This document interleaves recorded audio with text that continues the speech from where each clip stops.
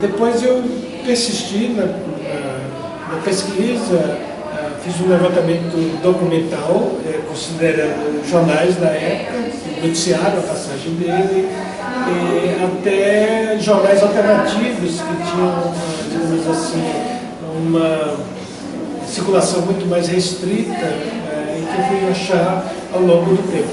Eu fiz, ao longo da pesquisa, uma série de entrevistas com pessoas que tiveram relacionadas a Michel Foucault, a sua passagem aqui na Bahia. Sobretudo, eu consegui fazer entrevista com aqueles que foram os editores, tradutores e editores do texto As Malhas do Poder, que foi originalmente publicado aqui no Brasil, depois, posteriormente, publicado na Argentina e, por fim, chegou ao Dupécry, da edição francesa. Mas, naquele momento da pesquisa, o que eu estava tentando dirimir era, sobretudo, como foi estabelecido esse texto. O Foucault esteve aqui, pronunciou essa conferência, e a versão que tem do texto é uma versão da tradução feita pelo Foucault, naquele momento em que o próprio Bira fazia a tradução. Portanto, o texto fixado é o texto da tradução, não necessariamente o texto, digamos assim, original do Foucault em francês. Em 27 de outubro de 1976, o jornal A Tarde, aqui na Bahia, vai publicar uma notícia com o seguinte título: Michel Foucault acha o jornalismo a filosofia de hoje. Isso é muito legal, porque essa é a discussão que o Foucault está fazendo em torno do que são as luzes, a partir da ideia de Kant, quando a gente tem as perguntas que questionam os nossos lugares de identidade. Então, a partir dessa ideia de pensar que o jornal é o lugar da filosofia, é o lugar de discussão de nós mesmos, a gente pode depreender, e eu não poderia deixar de trazer a pergunta do Foucault, que é: quem somos nós hoje? Então, é nesse momento o Foucault atribui a toda a veiculação impressa, ao jornal, esse lugar de questionamento de quem somos nós e esse lugar de identidade. E esse é o próprio lugar, o objeto pelo qual ele fala e sobre o qual ele está falando. Acho que na época eu consegui levantar os registros, tanto documentais, no sentido daquilo que foi publicado na imprensa, quanto aos parcos registros fotográficos que foram feitos na época sobre a passagem do Foucault aqui, e fiz algumas entrevistas, uma feita com o Roberto Machado, que era o acompanhante primordial de Foucault. Na verdade, Foucault chega antes, o Roberto vem encontrá-lo e depois eles seguem para Recife. O Roberto era o tradutor do Foucault naquela época.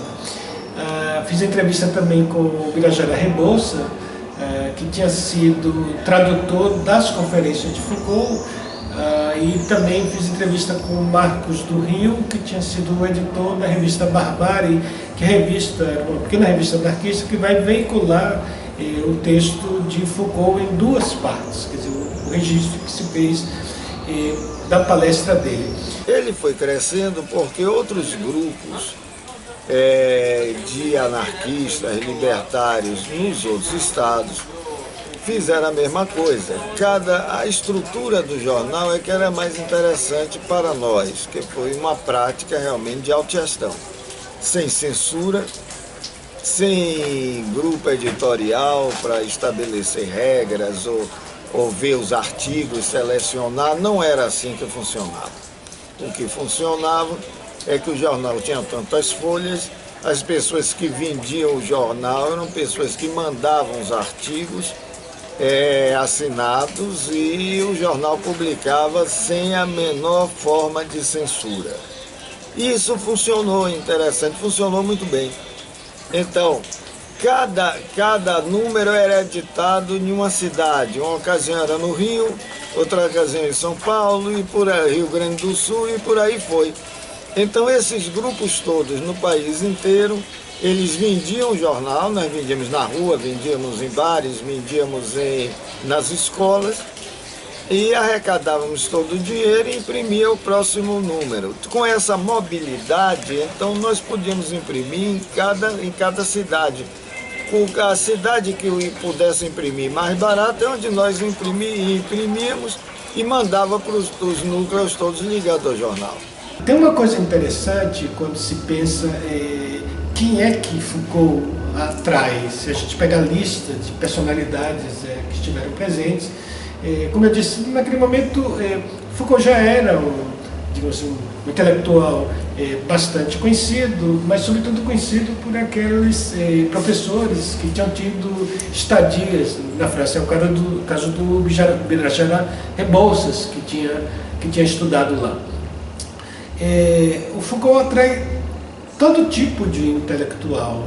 Rubim de Pinho, que era um grande psiquiatra, Estácio de Lima, que era um antropologista, o Pedro Agostinho está lá também, que foi diretor daqui do museu, que mais o Tales de Azevedo, tá? Quer dizer, toda a intelectualidade da faculdade acorre para ver a palestra de Foucault, e ocorre também o que, digamos assim, gera de fato uma consequência muito proveitosa para a filosofia e para a faculdade de filosofia e para o próprio Foucault, que são os jovens anarquistas daqui da Bahia. Então não é por acaso que o texto dele vai sair justamente nessas revistas anarquistas, sair em duas partes, na revista Barbárie, e parte sai no jornal Inimigo do Rei, que era um jornal anarquista também local e com muita expressão.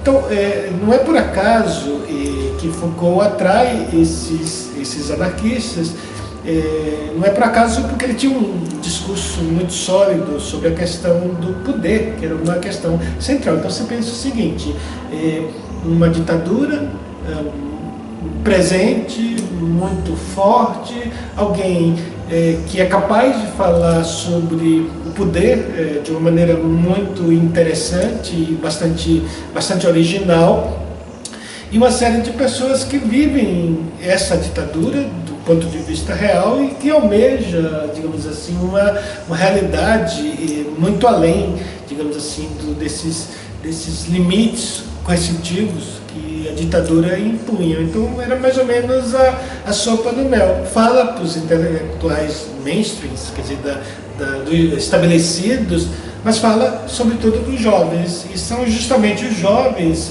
esses anarquistas, que vão levar a palavra de Foucault muito além daquela mera fala, porque Foucault não falava com texto, Foucault falava, digamos assim, livre, mas o texto acabou fixado e o texto acabou retornando para a própria obra de Foucault, tanto que está lá no Dite Écrit, quer dizer, prova de que houve uma funcionalidade muito interessante. Eu era calouro de ciências sociais, né? Mas já tinha uma formação política, já tinha uma formação filosófica, né? Eu entrei em ciências sociais com já um posicionamento político, né? Dentro de uma perspectiva libertária e tal. E já tinha um pouco de informações sobre essas temáticas do poder de Foucault, de Noam Chomsky, de vários outros autores que, digamos, navegaram próximo do movimento anarquista, né?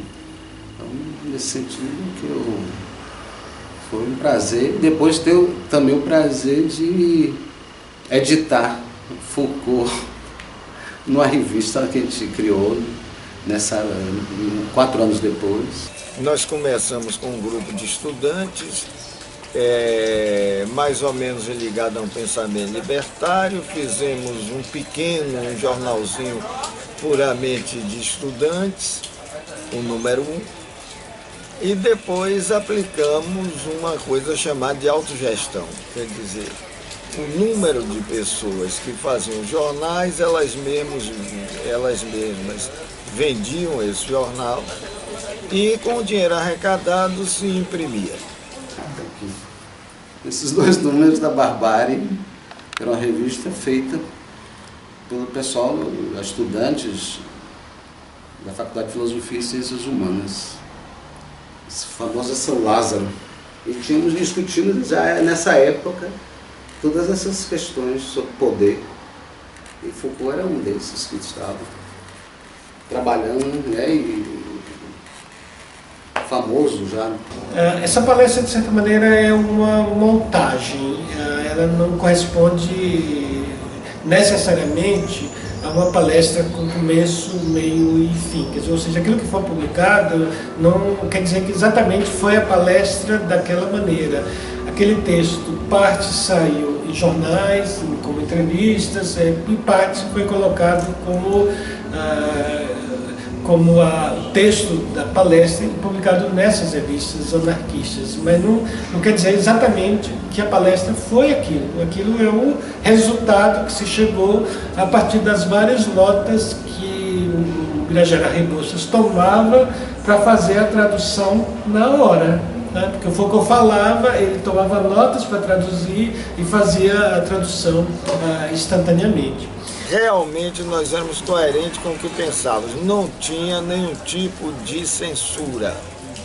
E as pessoas apenas tinham aquele espaço, o pessoal de lá mandava e o sucesso foi grande, interessante. Sem ninguém para selecionar artigos, selecionar coisa nenhuma. A coisa foi anarquista mesmo, até na maneira de fazer. Na Barbárie, as Malhas do Poder, que foi a palestra de Foucault aqui na Faculdade de Filosofia, eles assistiram a palestra e um professor que traduziu deu o texto para eles publicarem. Uma revista que circulou dentro do meio universitário, dentro da Faculdade de Filosofia, dentro da Universidade Federal da Bahia. A gente publicou essa conferência, né? Tivemos também essa sorte de poder publicar essa conferência dele, e depois soubemos que essa conferência foi retraduzida em francês. Ele basicamente tinha uma programação de acordo com um ofício que foi expedido pelo Eduardo Sabac, que à época era diretor da Faculdade de Filosofia, mas aquilo não foi cumprido rigorosamente. Parece que houve um ruído de comunicação daquilo que foi originalmente estabelecido pela Aliança Francesa, porque o Foucault vinha pela Aliança Francesa, e aquilo que se realizou de fato na Faculdade de Filosofia. E acho que estavam previstas palestras para serem feitas na faculdade e outras nos CEAS, que ficava também ali muito próximo da faculdade.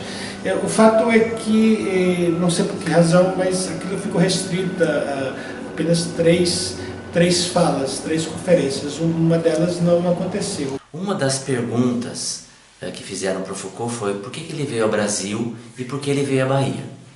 Bem, aí o Foucault não poderia deixar de retomar o episódio que tinha acontecido em 1975, quando um mandato de última hora acabou sendo revogado da expulsão dele daqui do Brasil. Então ele disse que acabou aceitando esse convite para vir à Bahia muito mais como um desafio. Então o Foucault queria mostrar realmente como são essas relações de força e de que maneira se exercem esses lugares de resistência.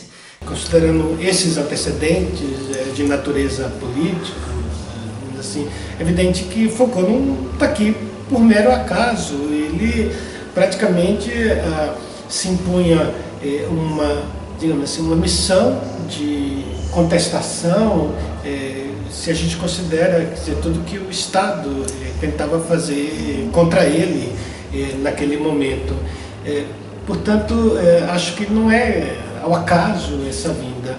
Eu não sei bem qual foi a motivação para ele sair do eixo Rio-São Paulo e vir até o Nordeste brasileiro, porque ele vem a Salvador, daqui de Salvador ele vai até Recife.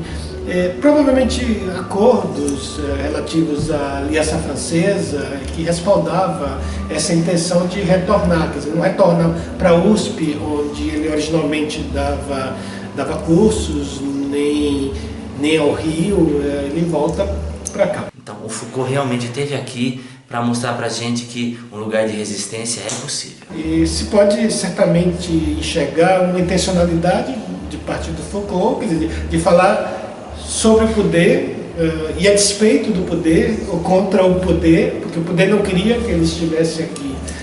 E por outro lado, dizer as coisas que eles que ele diz que, no fundo, ele enfrenta a questão das malhas do poder e as muitas questões que estão envolvidas nisso. Essa entrevista se realizou na Faculdade de Filosofia e Ciências Humanas da Universidade Federal da Bahia. E nesse momento, o Foucault vai dizer para a gente que ele não tinha um pensamento clássico, que na verdade ele tinha obsessões. Inclusive o título desse jornal, A Invasão, nessa matéria se chama As Obsessões de Michel Foucault. E a gente conhece bem que as obsessões dele nesse período eram no domínio da sexualidade, no domínio da anomalia sexual. Ele trabalhava com as questões de normalidade. Outra obsessão era o poder, a questão do sujeito, que vai aparecer em toda a obra do Foucault. Nesse momento todo foi um momento de, digamos assim, crescimento político até meu, né? Mesmo já com um embasamento teórico e tal, a universidade, a faculdade de filosofia também me instrumentalizou mais ainda, né, nessas áreas. E aí em 80, exatamente, a gente discute, porque você tem acesso àquela, eu tive acesso àquela conferência pela segunda vez, né, na conferência com a tradução simultânea feita pelo Birajara e escrita transcrita por ele, e a coisa dos arquipélagos do poder que tem na revista, né, que tem uma das falas dele, são coisas exatamente que a gente estava nesse momento discutindo, né? A revelia, digamos assim, da própria tendência mais marxista, que vigorava muito ali na Faculdade de Filosofia e Ciências Humanas, né? Eu acho que o Foucault era um crítico dessa perspectiva. Uma outra pergunta muito interessante que foi feita a Foucault era o que ele achava da cara do brasileiro, o que ele achava do corpo do brasileiro. E o Foucault começa essa resposta rindo e se justificando, porque na verdade ele não estava pensando o corpo do brasileiro enquanto lugar de expressividade, mas nas suas relações de força. E é nesse momento que ele fala justamente do jogo de capoeira. Ele diz que é um jogo simbólico, mas que ao mesmo tempo em que é o jogo simbólico, a representação da reafirmação do corpo nesse jogo é um exercício de poder por meio da força física. E ao falar de jornalismo nesse momento de opressão da ditadura, ele solta uma frase muito bacana. Ele vai nos dizer: a liberdade nunca é demais.